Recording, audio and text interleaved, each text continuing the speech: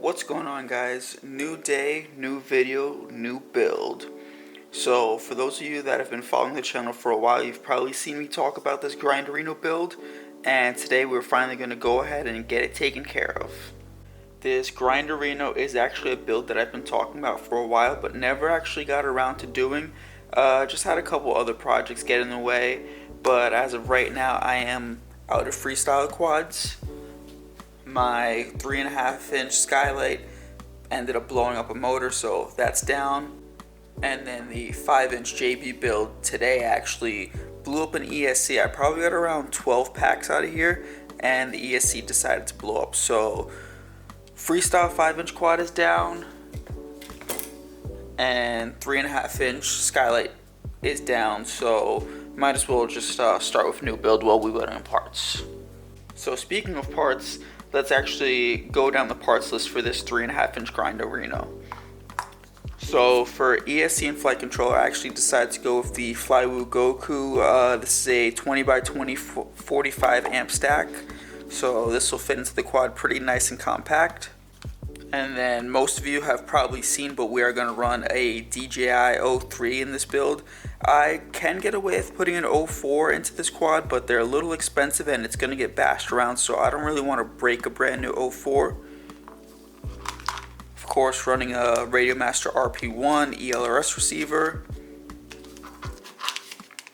Just little purple arm LEDs. The color scheme of this quad is going to be gray and purple. Going to run purple LEDs, and then the purple GemFan 3630 props.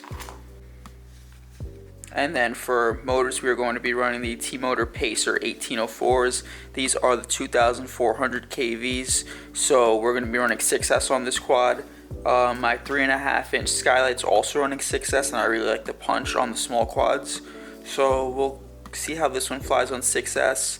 Gonna try to keep it a lot lighter than the 3.5-inch skylight, and we'll just see how this build comes out. Alright, so camera is installed in the camera cage. I don't know if you'll be able to see, but I did run washers into the little M2 screws just to make sure that I don't pull the screws through the TPU.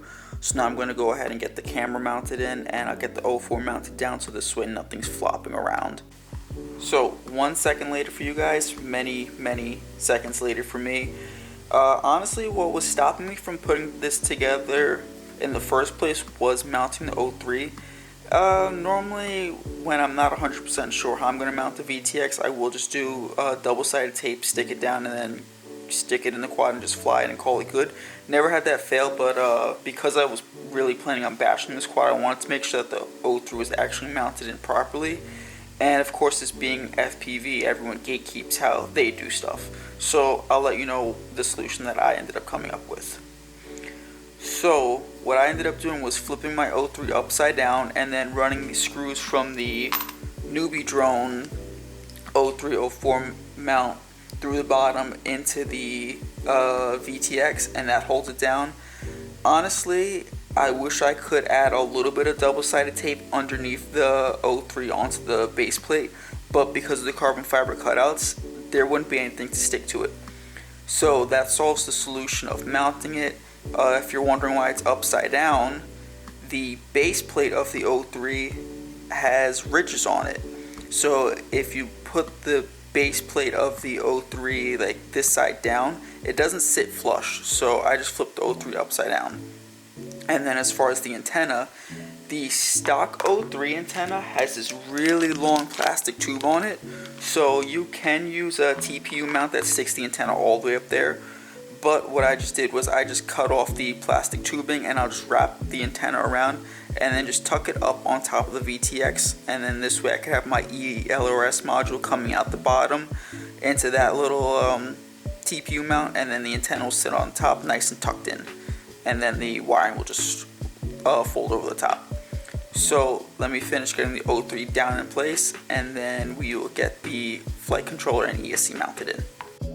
See, this is why when you plan a build out over a month ago, you should probably complete it relatively close to when you plan the build out, instead of doing it a month later and you don't remember what you actually intended on doing.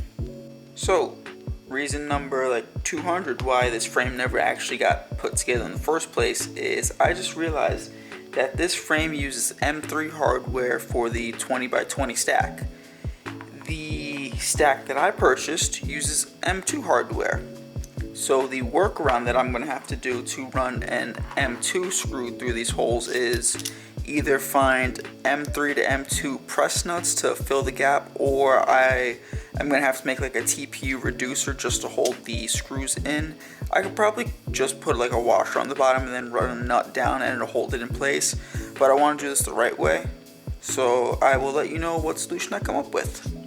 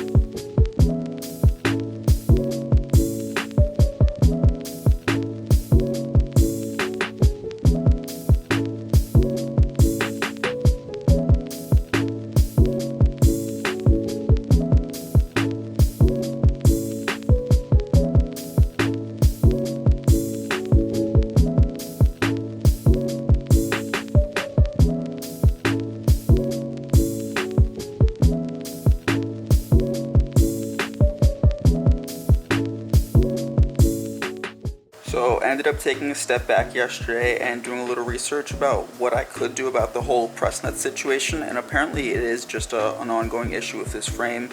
So went ahead and 3D modeled some, not actual press nuts, but they'll be little inserts to reduce it from M3 to M2, because I did find, I'll pop up on screen what they were, but they're on race day quads, reducers from M3 to M2, but they just slot in and they're not threaded.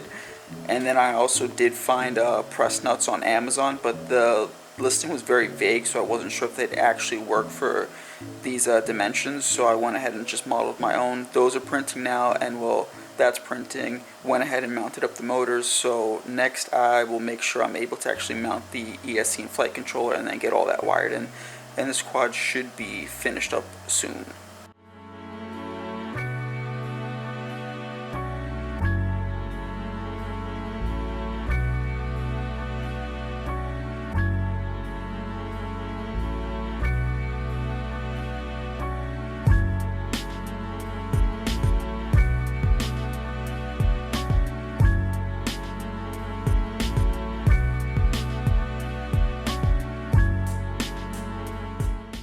So the 3D printed reducers actually worked out perfectly.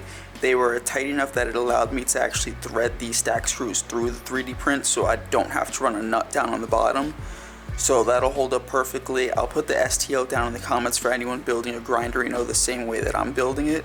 Next we'll be able to get the ESC onto the quad and get the motor soldered up onto the ESC.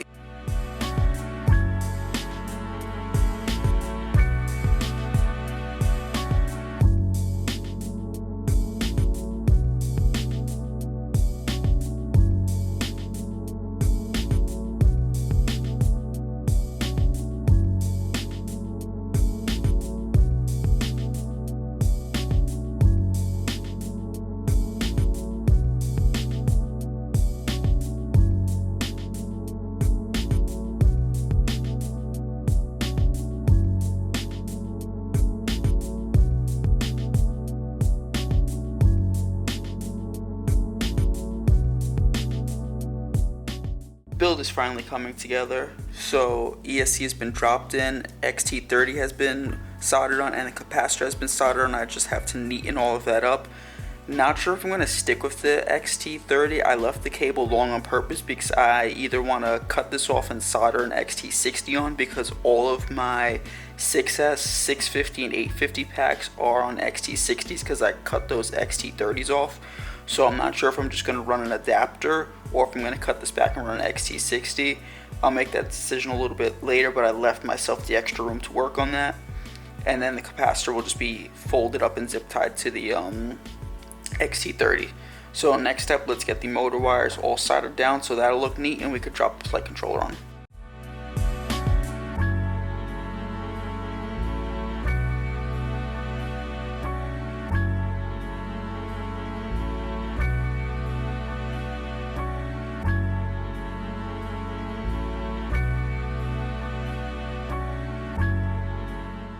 Alright, so one of the 4 motors soldered onto the ESC, actually listening to my own advice for once and leaving a little bit of slack on the motor wires to the ESC just in case I need to make any changes in the future.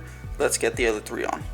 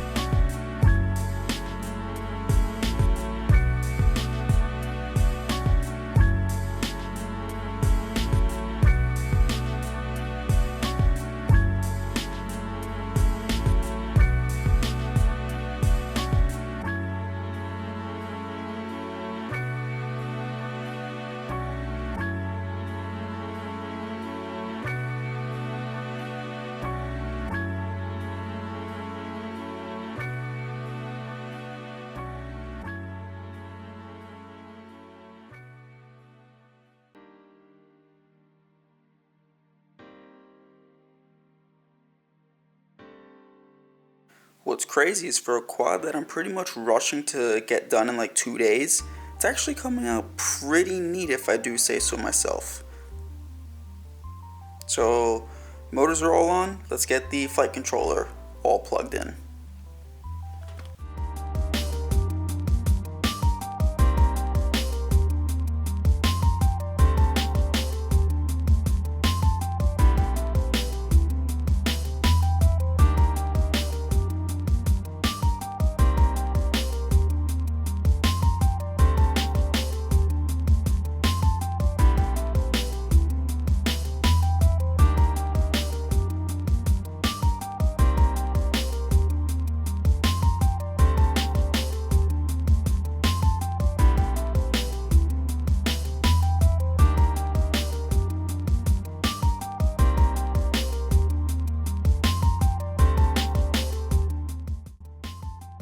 Functionally, the quad is all done.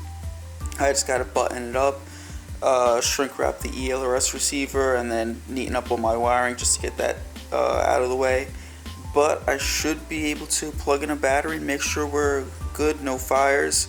Cool thing I actually did, this Flywoo board has a plug header that I use for the ELRS receiver, and then my O3 is also on a plug, so everything's kind of just plugged in, so hopefully if I have issues down the line it'll make it a little easier. The only thing that's soldered on is the motors.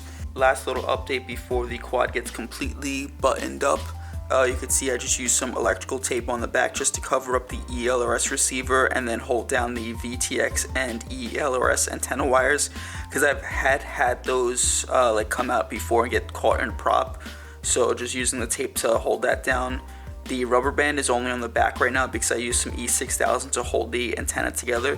This antenna mount, you're supposed to use a zip tie to go around and like hold the little flap for the ELRS antenna down, but the zip ties I have are a little too thick, so just glued it down and then put a rubber band around it just to clamp it for right now. And then managed to get the flight controller completely buttoned up. You could see the boot button right there. It's a little close to the capacitor just because of the way I have it routed. But if you look really closely, and you could hear, it's not actually pressing the button, and if I press against the capacitor, it doesn't press the button. So hopefully I don't have any issues with that. I do have a zip tie around the capacitor right at the base of the flight controller, so that's holding it a little distance away. I could always just bend it out, but it should be good there. We'll see what happens. Last step is just get it plugged in, and using the GemFan 3630 props, you do actually have to clearance this camera mount just a little bit, so I'll get that taken care of. For right now, until I decide what I'm going to fully do with the build, I'm just going to use an XT30 to XT60 plug because I don't have any packs with XT30s. Like I said, later down the line, I might just switch this out to an XT60, but for right now, I'm just going to use the adapter just for the first startup and probably the first flight. So, plugged in. So I mentioned before the clearance issues of the propellers in the front. Again, this is only happening because I'm using the 3.6 inch gem fan props. If you use 3.5 inch props, you wouldn't have this issue, but the 3.6s are higher pitched than the 3.5s.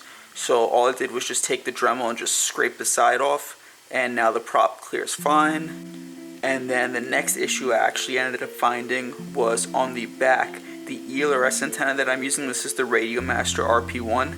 It's a little loose in the antenna holder, so if the antenna was to shift all the way up and this whole TPU print was in the topmost position, it'd get clipped by the propeller. But the way the print was with the O3, even though this is an O3 antenna holder, it wasn't designed to fit with the O3 in the proper mounting space, so I just had to sand down the front side of the print so it dropped all the way down. So sticking on the topic of issues with the quad, like I mentioned before, the O3 was a little bit of a pain to get into the quad. What I ended up doing was using the newbie drone mounting screws, not the whole kit, because the brackets would push the O3 up a little bit too high and be touching the top plate, and then I wouldn't be able to put my receiver for ELRS in the back. Yes, you could stick it in the front, but I always just have them in the back and the antenna rounded out. If you do it in the front, I've seen people put the antenna on the arm, but I just wanted to keep with the way that I usually build quads. But O3 went in there fine, it's upside down. And then, like I mentioned in the beginning, if you're using a 20x20 stack, make sure the 20x20 stack uses M3 screws to mount. Otherwise, you'd have to make little reducers to put into the M3 holes so you could run M2 screws through it. I did that, it worked out for me, and the Flywoo stack is in the quad just fine. And then the last little issue I ran into with the orientation that I'm using, I have the XT30 coming out of the side.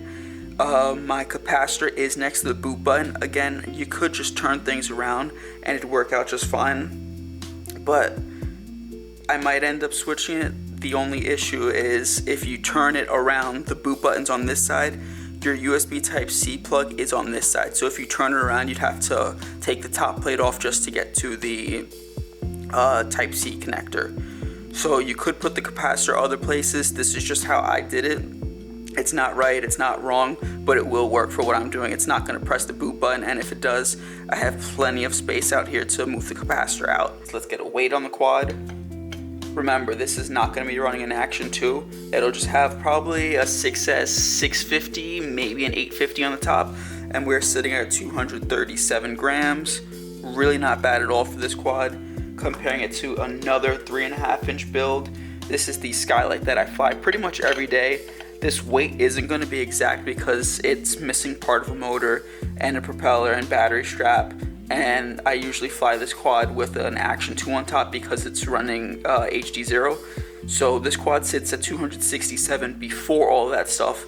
So this is a heavy quad. I like flying it because it has so much fling because of the weight, but this is a lot heavier of a build compared to the Grinderino. So it'll fly completely different. Last update, I promise. So I did end up switching out the XT30 for an XT60. As soon as I plugged in the adapter and put the battery on top, it was just way too bulky, so that got switched out. And then the O3 camera mount, I did end up changing as well. The original camera mount that I had, it was just holding the camera a little too far back, so yes, it was protected, but all I was seeing was the standoffs on the side, so the footage wouldn't really be that usable. So that got switched out. Yes, it's less protected, but the footage will actually be usable now. Any more little quirks that I find, I will update you guys and get switched out because I do want this to be a daily driver quad. But for right now, let's actually get this quad flying and we'll get it tuned. So let's cut to the flight footage for you guys. And here's the highly anticipated flight footage. Of course, it's right after a blizzard, so I'm trying really hard not to crash because I don't want to put this quad down in the snow on its first flight. Right off the bat, I'm noticing that this O3 on a ultra wide is way too wide, but I could just adjust that down to either wide or normal field of view.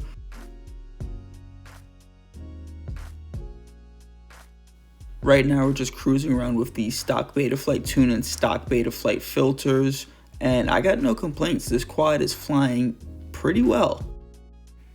Didn't want to push the quad too hard and end up in the snow on its first flight, but had to try a couple flips and rolls. So here's a roll, went pretty smooth, and then we go into a front flip. And right away I could tell something's wrong. So my biggest fear right now is that motor 4 is either dead or the ESC is gonna blow up on me.